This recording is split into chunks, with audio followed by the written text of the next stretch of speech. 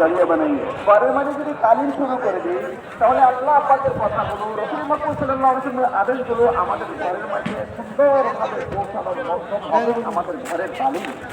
अपनी मस्जिद की जमात के साथ मेहनत में जुड़ेंगे और घर घर रोना। मस्जिद की जमात का असल काम हर घर पर और हर घर के हर फर्द को मुलाकात करके उस तक अल्लाह की और आखिरत की बात को पहुंचाकर उसे नबी वाली मेहनत के लिए तैयार करना।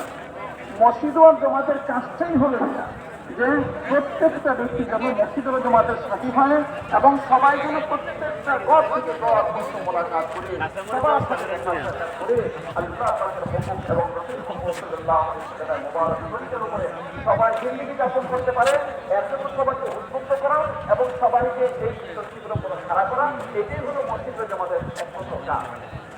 हर हफ्ते में अमूमी गश्त का इंतजाम करके अपने मोहल्ले के एक मुसलमान को हाथ जोड़कर खुशामद करके समझा बुझाकर मस्जिद में इस फिक्र के लिए लाना और मस्जिद में लाने के बाद नमाज के बाद सबको जोड़कर इस जिम्मेदारी को समझाना। সপ্তাহে আমরা গাছ করে থাকি, প্রত্যেক সপ্তাহে গাছ করি। আমাদের কাজটা সবার কাছে সমাবেশ করে হাত জোর করে সবার কাছে সমর্থ করে সবাইকে মসজিদে নিয়ে আসা এবং সবাইকে মসজিদে নিয়ে আসে তার যে জিম্মা তার যে দায়িত্ব রয়ে গেছে ওই দায়িত্বটা তাকে বুঝাই দেওয়া এবং দায়িত্বের উপর তাকে খাড়া করা, এটাই হলো গাছের মধ্যে আমাদের কাছে চাওয়া হচ্ছে। ऐसे दूसरे गश्त के जरिए अपनी बस्ती में जो मस्जिदों में मेहनत नहीं हो रही है वहाँ जाकर वहाँ के मुसलमानों को साथ लेकर समझा बुझाकर इस मेहनत के लिए खड़ा करना।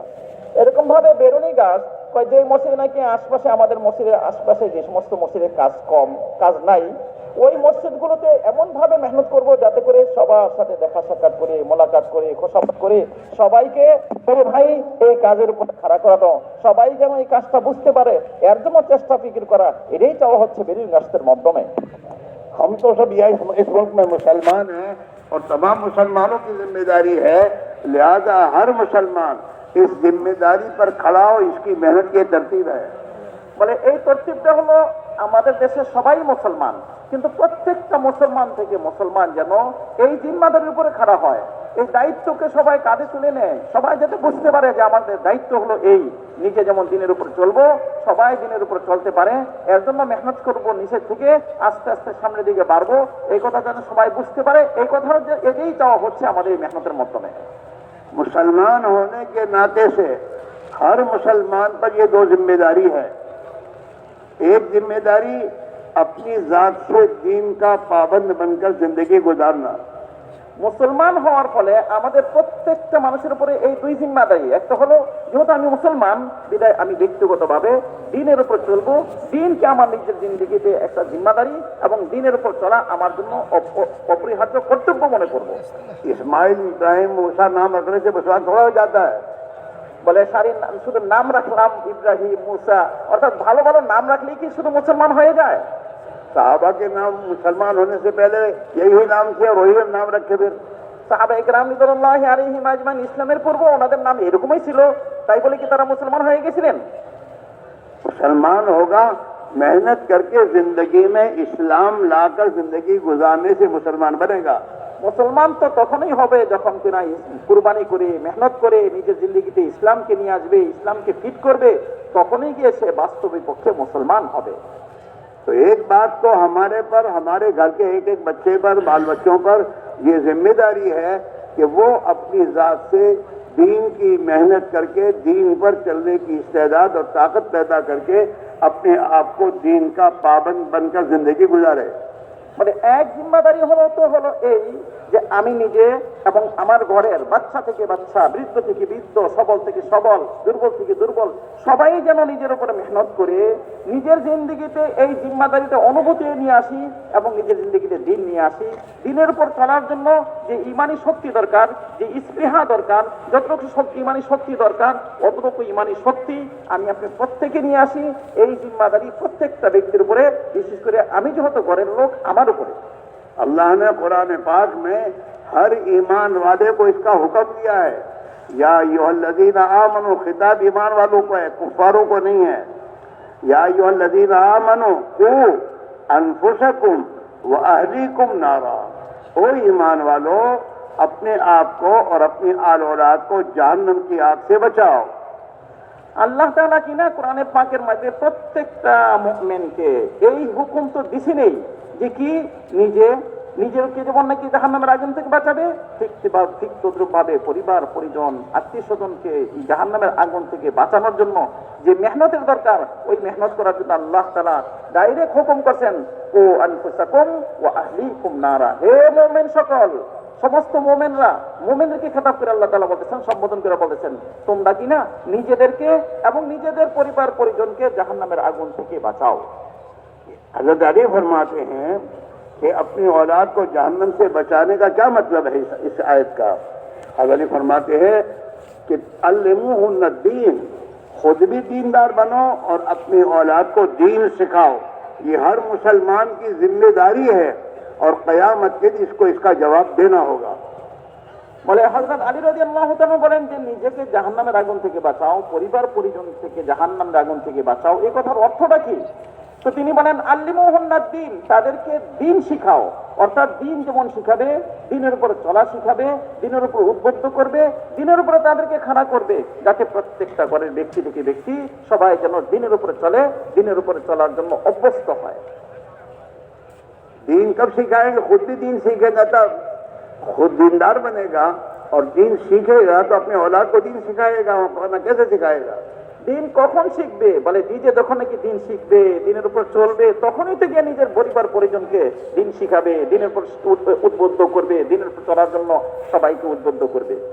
दीन सिखाने के बाद फिर सब करो, ताजिर बनाओ, किसान बनाओ, इंजीनियर बनाओ, डॉक्टर बनाओ, जो भी बनाना हो बनाओ, लेकिन सबसे पहले दीन सीखना जरूरी है, सिखाना जरूरी है। সর্বপ্রথম তো আমি আপনি দিন শিখবো এবং দিন শিখাবো। দিন শিখে শিখানোর পরে যদি আপনি ব্যবসায়িক হন কোনো আপত্তি নাই, আপনি চাকরিজীবী হন কোনো আপত্তি নাই, আপনি ইঞ্জিনিয়ার হন, ডাক্তার হন, এক কথায় দুনিয়াতে যত প্রচলিত জীবন ব্যবস্থা আছে সব শিক্ষা আপনি শিক্ষিত হন, কিন্তু সর্বাগ্রে যেটা নাকি আমাকে করতে হবে তাহলে দিন শিখতে হবে এবং দিনের উপর চলার জন্য যোগ্যতা অর্জন করতে হবে, দিন শিখাইতে হবে। हमारी औलाद दीन सीख कर जिंदगी गुजारेगी तो डॉक्टरी में भी अल्लाह के दीन पर चल के जन्नत में जाएगा। আমাদের সন্তানরা যদি নাকি, আমাদের আত্মীয় স্বজনরা যদি নাকি দিন শিখে তাহলে করবে ডাক্তারি, কিন্তু ডাক্তারি করে তিনি কি করবেন? দিন ডাক্তারির মধ্যে এই মানে চিকিৎসা জগতে তিনি দিনকে ঢুকাইবেন, আর দিনের উপর চলার মাধ্যমে করবেন তো ডাক্তারি, কিন্তু মেরে ভাই যাবে হলো জান্নাতে। इंजीनियरिंग करते करते जन्नत में जाएगा दीन पर चलकर। একজন ইঞ্জিনিয়ার যেহেতু সে দিনদার, ওই ইঞ্জিনিয়ারের মধ্যে সে দিনকে ঢুকাবে, করবে তো ইঞ্জিনিয়ারিং, কিন্তু দিনের সাথে যেহেতু করবে সোজা জান্নাতে যাবে। ताजिर व्यापारी अपना तिजारत करते करते जन्नत में जाएगा। একজন ব্যবসায়ী ব্যবসার মধ্যে দিন ঢুকাবে তো ব্যবসা করতে করতে জান্নাতে যাবে। मजदूरी करने वाला मजदूरी करते करते जन्नत में जाएगा। একজন মানে কর্মজীবী, কিন্তু এই কর্মজীবী কর্ম করতে করতে যেহেতু সে দিন নিয়ে আসছে জিন্দিগিতে, ওই কর্ম করতে করতে আল্লাহ তাআলা তাকে জান্নাতে ঢুকাবেন। दीन जिंदगी में होना हर हाल में जरूरी है। দিন জিন্দিগিতে হওয়া প্রত্যেকটা ক্ষেত্রেই প্রয়োজন। दीन होगा तो दीन पर अल्लाह की दुनिया में वादे हैं। अगर तुम्हारी दीनदारी वाली जिंदगी होगी, हम तुम्हारी जिंदगी को खुशहाल बना देंगे। যদি দিনের উপরে চলি তাহলে দুনিয়ার মধ্যে আল্লাহ তাআলা আমাদেরকে কি করছেন? খুশখবরি দিয়েছেন, দিনের উপরে চলবে তো তোমাদের দুনিয়ার জিন্দিগিকে আল্লাহ তাআলা সফল থেকে সফল, উত্তম থেকে উত্তম, ভালো থেকে ভালো করে দিবেন। दीन जिंदगी में आएगा, आपस की दुश्मनियां खत्म होंगी। দিন জিন্দিগিতে আসবে তা আপসে দুশ্মনী থাকবে না, ভাই ভাই হয়ে যাবে। आपस में मोहब्बतें कायम होंगी, আপসে मोहब्बत ভালোবাসা कायम হবে। कुरान में अल्लाह ने अपने सहाबा पर अल्लाह ने अपने इस एहसान को समझाया है, वातसिमू बिहब्लिल्लाहि जमीअन वला तफर्रकू वज़कुरू निअमतल्लाहि अलैकुम इज़ कुंतुम अदाअन फअल्लफ़ बैन क़ुलूबिकुम फासबहतुम बिनिअमतिही इख़वाना। বলে আল্লাহ তাআলা উনি দিনের উপর চলার ফলে কি লাভ হয়েছে, সাহাবায়ে কেরাম রিদওয়ানুল্লাহি আলাইহিম আজমাইনদের জীবনটাকে সমস্ত জগতের আনেওয়ালা কিয়ামত পর্যন্ত মানুষের জন্য স্পষ্ট করে প্রকাশ করে দিয়েছেন। বলে আল্লাহ তাআলা হুকুম করছেন, বলে তোমরা কিনা সবাই দিনকে একদম মজবুত থেকে মজবুত ভাবে ধরো, আর আপসের ঝগড়া ফাসাদের মাঝে লিপ্ত হয়ে যাবে না। তোমরা যখন নাকি দিনকে মজবুত থেকে মজবুত ভাবে ধরবে, আপসের ঝগড়া ফাসাদের মাঝে লিপ্ত হবে না, তখন কি হবে? বলে দেখো দেখো আমার সাহাবাদের, রাসূল মুহাম্মদ সাল্লাল্লাহু আলাইহি ওয়াসাল্লাম সাহাবাদের জিন্দেগি তারা কি করছেন? দিনের উপর আসছে, দিনকে নিজের জিন্দিগির লক্ষ্যবস্তু বানাইছে। তো আল্লাহ তাআলা তাদের জিন্দিগিকে নমুনা বানাইছে কি? তারা আপোষের ঝগড়া ফসাদ করতো, লড়াই আর মারামারির মধ্যে লিপ্ত ছিল, কিন্তু সব কিছু দুর্বৃত হয়ে তাদের জিন্দিগি হয়ে গেছে একেবারে যেমন কিনা ভাই ভাই বলে। তাদের জিন্দিগি যদি নাকি আমাদের জিন্দিগিতে নিয়ে আসতে হয়, আমাদেরকে ওই পন্থায় অবলম্বন করতে হবে যে পন্থা নাকি ওনারা অবলম্বন করছেন। আর তাই আল্লাহ তাআলা বলছেন, ওয়াতাসিমু বিহাবলিল্লাহি জামিআ, সবাই মিলে দিনকে একেবারে আপোষে সবাই মিলে দিনকে মজবুত ভাবে ধরতে হবে। आगे बोलो। नहीं, इसे आयत का तर्जुमा करो। তারপরে আল্লাহ নিজেই উল্লেখ করছেন, বলে যখন যেমন নাকি সবাই মিলে দিনকে মজবুত ভাবে ধরবো, আপোষে কি হবো না, ছিন্ন ভিন্ন হবো না। তারপরে কি হবে? দেখো সাহাবাদের জিন্দেগি কি হয়েছে? নি'মাতাল্লাহি আলাইকুম ইয কুনতুম আদাআন ফাআল্লাফা বাইনা কুলুবিকুম ফাআসবাহতুম বিনি'মাতিহি ইখওয়ানা। বলে সাহাবাদের জিন্দেগি দেখো, সাহাবাদের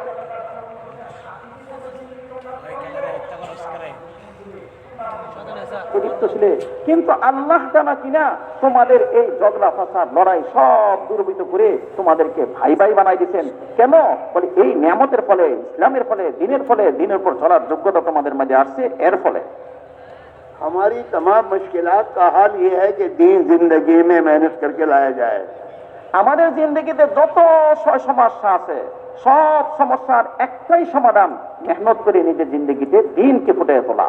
आपस की लड़ाइयाँ और मैदों से जिंदगी में तंगियाँ और रोजी में मैदों बेबरकती और ये जितनी चीजों से परेशानियां हैं, इसका एक ही हल है कि हम सहाबा की तरह मेहनत करके जिंदगी में दीन को दाखिल करें।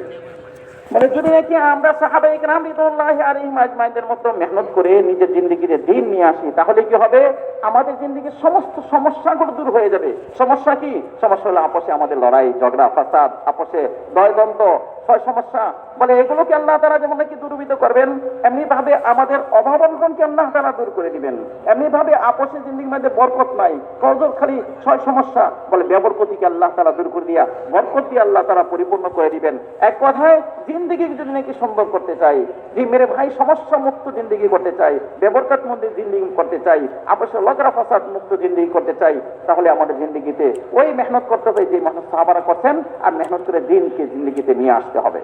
मेरे भाइयों, ये यूं ही नहीं हो रहा है, ये पूरा आसमान के फैसले से हो रहा है। युदब्बिरुल अम्र मिनस समाई इलल अर्द, आसमान से अल्लाह के ये फैसले हैं। हमारी जिंदगी में दीन नहीं है, अल्लाह के अहकाम नहीं है और खुद नबी का तरीका नहीं है, इस पर आसमान से ये फैसले हो रहे हैं। जनाब रसूलुल्लाह सल्लल्लाहु अलैहि वसल्लम जब मेराज में तशरीफ ले गए, तो आपने वहां जाकर देखा कि जमीन से कोई चीज ऊपर आ रही है और आसमान से कोई चीज नीचे जा रही है। तो आपने हजरत जिब्रील से पूछा, जिब्रील क्या है? तो जिब्रील ने कहा कि जो चीज जमीन से ऊपर आ रही वो आपकी उम्मत के अमाल है, और जो चीज आसमान से नीचे ही जा रही है वो इनके अमाल पर अल्लाह के फैसले हैं। উনি বলেন যে দুনিয়াতে যে আপোষের সমস্যা এবং বিভিন্ন রকমের সমস্যা, ভয় পেরেশানি, অপদবা সুখ দুঃখ দেখা যাচ্ছে, এটা এরকমই না যে নিজেই হচ্ছে, না না, এই সব কিছু ফয়সালা করতেছেন আল্লাহ।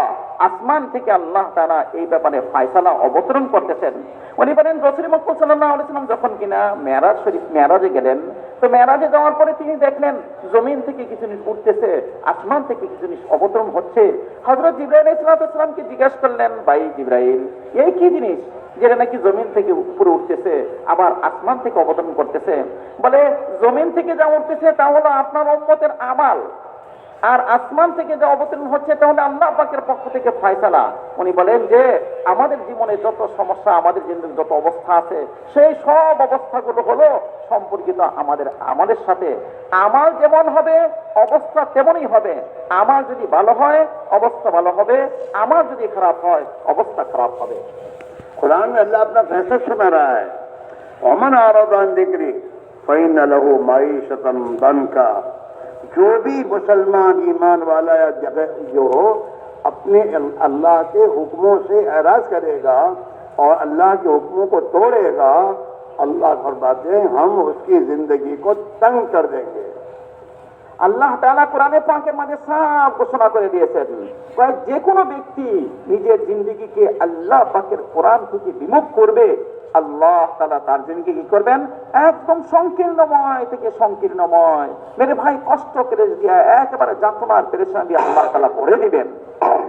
इसलिए मेरे भाइयों, अल्लाह ने रहम फरमाकर और हमारे हालात को दुरुस्त करने के लिए इस जमाने में अपने नबी वाली मेहनत को सहाबा की तरह उमूमी तौर पर एक एक फर्द उम्मत की जिंदगी में दीन आए, इसके लिए एक उमूमी सहाबा की तरतीब पर मेहनत को दुनिया में जिंदा फरमाया है। বলে আল্লাহ তাআলা আমাদের দুর্বলতার উপর রহম করে কিনা ওই মেহনত, যেই মেহনত কিনা সাহাবায়ে কেরাম রিদওয়ানুল্লাহি আলাইহিম আজমাইনদের জিন্দেগিতে চালু ছিল, ওই মেহনতকে আল্লাহ তাআলা নিজে মেহেরবানি করে আমভাবে আমাদের উপরে চালু করে দিয়েছেন। মেরে ভাই, এটা আল্লাহ পাকের বিশেষ একটা নেয়ামত, বিশেষ একটা মেরে ভাই দান আল্লাহ পাকের পক্ষ থেকে।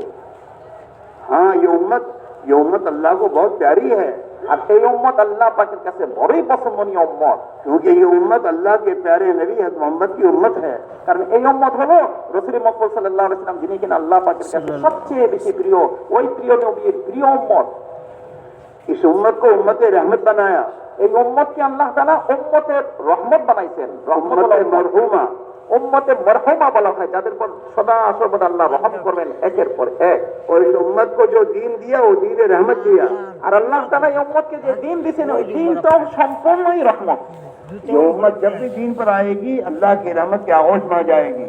আর যখন এই উম্মত দ্বীনের উপরে আসবে, আল্লাহ পাকের রহমত দ্বারা তাদেরকে আল্লাহ তাআলা আচ্ছাদিত করে দিবেন, তাদেরকে দেখে নেবেন। अल्लाह रहम फरमाकर इस उम्मत की तमाम मुश्किलात को आसान करेगा। আর আল্লাহ তাআলা যখন রহম করবেন, তো উম্মতের সব সমস্যাকে আল্লাহ তাআলা অবশ্যই দূরীভূত করে দিবেন। और इस उम्मत को इस दीन की वजह से दुनिया में इज्जत देगा। আর দ্বীনের মাধ্যমে আল্লাহ তাআলা এই উম্মতকে ইজ্জতের চরম পর্যায়ে পৌঁছাবেন। इज्जत मुल्कों में नहीं है, कुर्सियों में नहीं है, माल पैसों में नहीं है। ইজ্জত মালের মধ্যে, ছয় সম্মানের মধ্যে, পদপন্থার মধ্যে অথবা ডিগ্রির মধ্যে আল্লাহ তাআলা ইজ্জতকে রাখেন নাই। सोने चांदी में नहीं है, স্বর্ণ মুদ্রার মধ্যে আল্লাহ তাআলা ইজ্জতকে রাখেন নাই। पेट्रोल में नहीं है। পেট্রোলের মধ্যে আল্লাহ ইজ্জত রাখেন নাই। इज्जत अल्लाह के पास, वलिल्लाहिल इज्जा, अल्लाह ताला मालिक तो एक अल्लाह ही है। ইজ্জত তো আল্লাহ পাকের জন্য, কারণ তিনি নিজেই ঘোষণা করছেন ইজ্জত হলো একমাত্র আল্লাহ পাকের জন্য। वलिल्लाहिल इज्जतु वली रसूलिही, আল্লাহ পাকের জন্য ইজ্জত আর আল্লাহ পাকের নবীর জন্য ইজ্জত। वलिल मोमिनीन, আর মুমিনদের জন্য আল্লাহ তাআলা ইজ্জত রাখছেন। इज्जत का फैसला तो इनके लिए अल्लाह की तरफ से होगा। ইজ্জতের ফয়সালা তো আল্লাহ পাকের পক্ষ থেকে হবে। अगर ये नहीं है तो ये उम्मत दुनिया में इज्जत की जिंदगी नहीं गुजार सकती। যদি नाকি আল্লাহ পাকের সাথে সম্পর্ক হলো না, তো ইজ্জতের পাওয়ার হাউসের সাথে সম্পর্ক না হলে এই উম্মত ইজ্জত বলা হইতে পারে না। हज़रत उमर फारूक ने रज़ी अल्लाह तआला अन्हु ने बैतुल मुक़द्दस की फतह के मौके पर इस उम्मत को एक पैगाम दिया था साहबा के जरिए। और यूँ फरमाया था, नहनु कुन्ना अज़ल्लन नास अअज़्ज़नल्लाहु बिल इस्लाम, हम दुनिया में सबसे जलील थे, हमारा कोई पोजीशन नहीं था, हमारा कोई वैल्यू नहीं था, अल्लाह ने दीन इस्लाम के जरिए हमें इज्जत दी। মানে ইজ্জত সম্পর্ক হলো আল্লাহ পাকের দ্বীনের সাথে, দ্বীনের উপরে চলবে তো আল্লাহ তাআলা ইজ্জত দিবেন। ওই প্রসঙ্গে তিনি বলেছেন, হযরত ওমর ফারুক রাদিয়াল্লাহু তাআলা আনহু সমস্ত জগতের মানুষকে মেরে ভাই একটা পয়গাম দিচ্ছিলেন সাহাবায়ে কেরাম রিদওয়ানুল্লাহি আলাইহিম আজমাইনদের মাধ্যমে। মেরে ভাই যখন কিনা তিনি বাইতুল মুকাদ্দাসে গেলেন, বাইতুল মুকাদ্দাস আল্লাহ তাআলা ফাতহ করলেন, তখন মেরে ভাই তিনি একটা কথা বলছিলেন, তিনি বলেছিলেন, কুন্না কওমান আদিল্লাহ, আমরা ছিলাম একদম দুনিয়ার মধ্যে সবচেয়ে নিকৃষ্টতম মানুষ। কোনো পজিশন ছিল না, কোনো ভ্যালু ছিল না, কোনো সম্মান ছিল না, কেউ আমাদেরকে জিজ্ঞাসা করতো না। কিন্তু আল্লাহ তাআলা নিজেই ইসলামের মাধ্যমে আমাদেরকে সম্মানিত করছেন, আমাদেরকে সম্মান দান করছেন আল্লাহ তাআলা ইসলামের মাধ্যমেই। हमारा कोई पोजीशन नहीं था दुनिया में, আমাদের কোনো পজিশন ছিল না দুনিয়ার মধ্যে।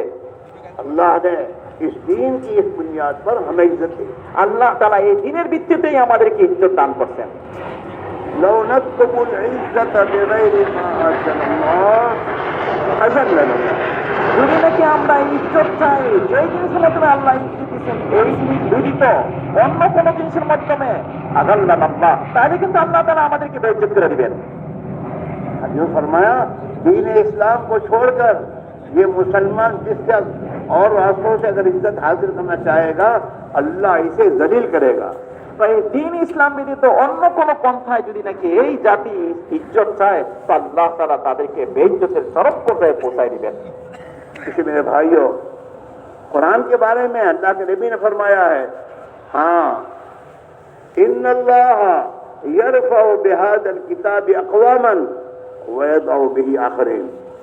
কোরআনে পাকের সম্পর্কে আল্লাহ তাআলা মেরে ভাই ইরশাদ করেছেন, রাসূল মুহাম্মদ সাল্লাল্লাহু আলাইহি ওয়াসাল্লাম হাদিস শরীফ বলেন, এই কোরআন শরীফের মাধ্যমে আল্লাহ তাআলা ইয়ারফাউ আকওয়ামান, অনেকের ইজ্জতকে চরম পর্যায়ে পৌঁছান। আর যারা কিনা এই কোরআনের অবহেলা করবে, কোরআনের সম্মান করবে না, কোরআনকে ভ্রুক্ষেপ করবে না, কোন অনুযায়ী জীবন যাপন করবে না, আল্লাহ তাআলা তাদেরকে বেইজ্জতের মধ্যে ফেলাই দিবেন।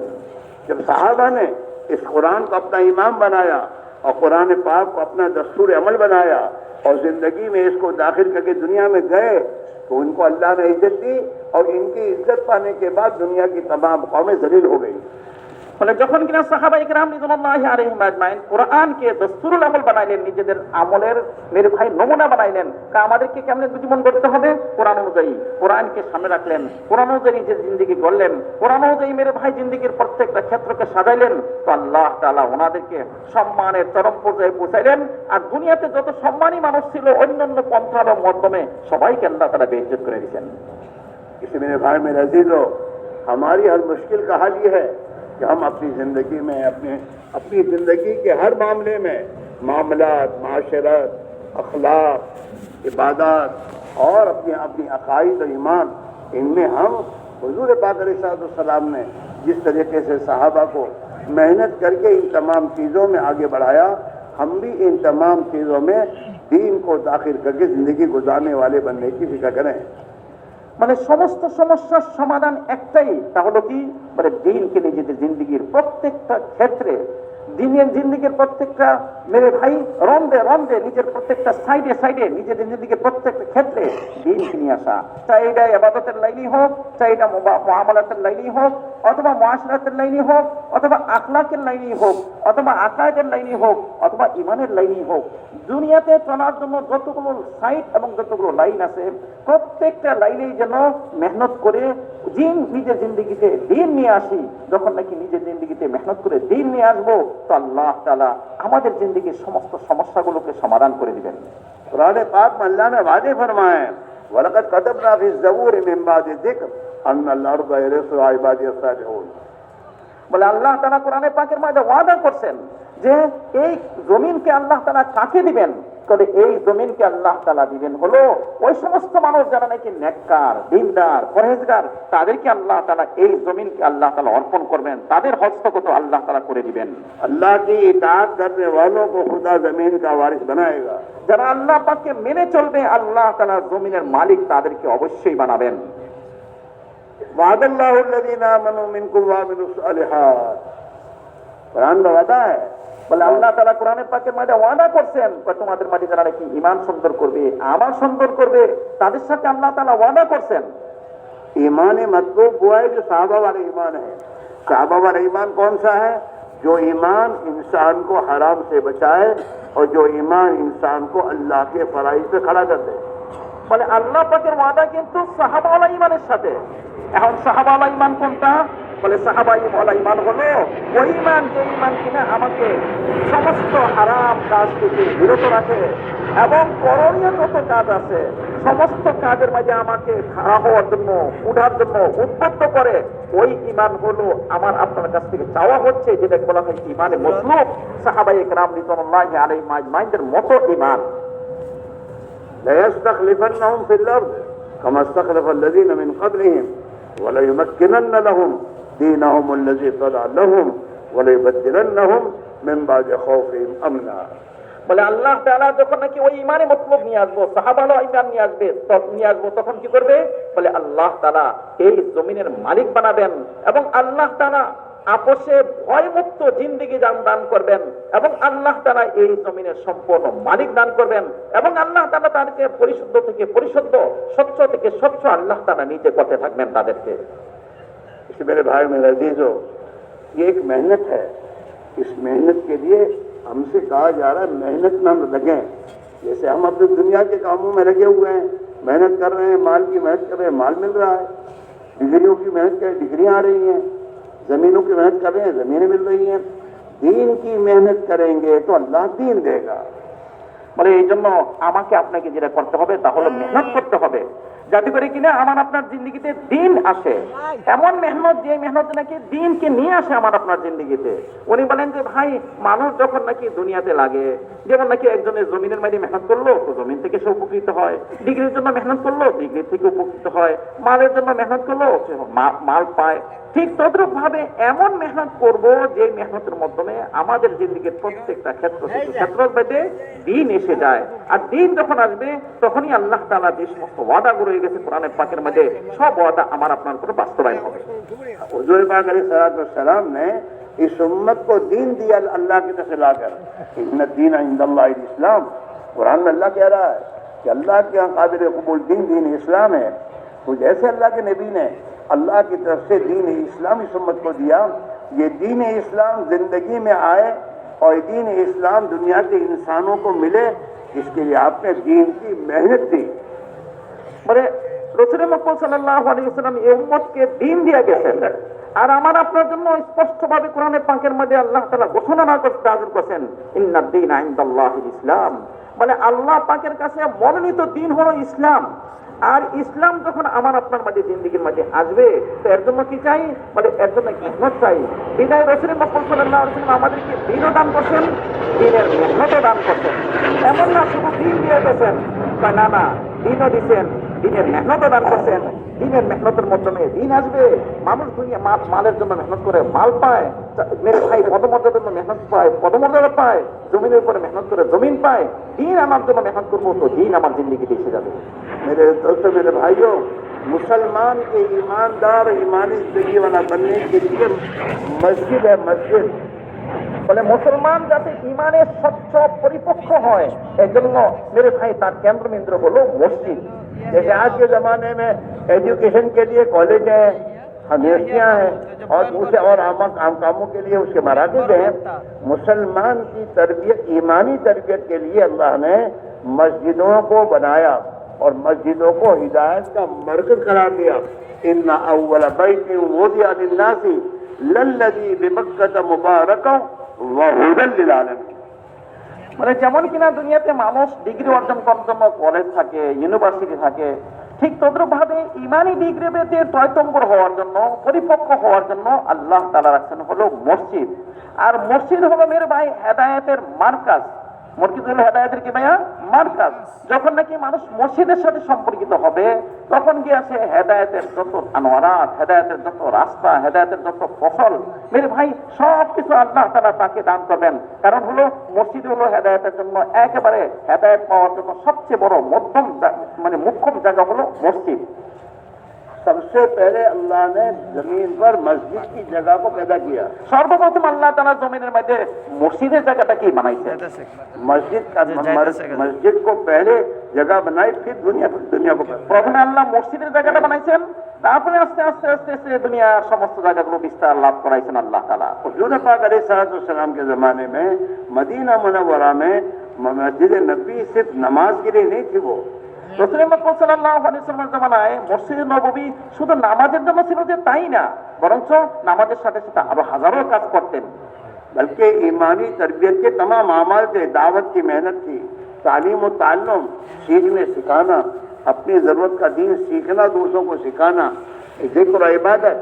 हर मुसलमान, कोई बेनमाजी नहीं मिलेगा आपको हुजूर के ज़माने में, और कोई आदमी जाहिल नहीं बनेगा मिलेगा दुनिया में और सहाबा में।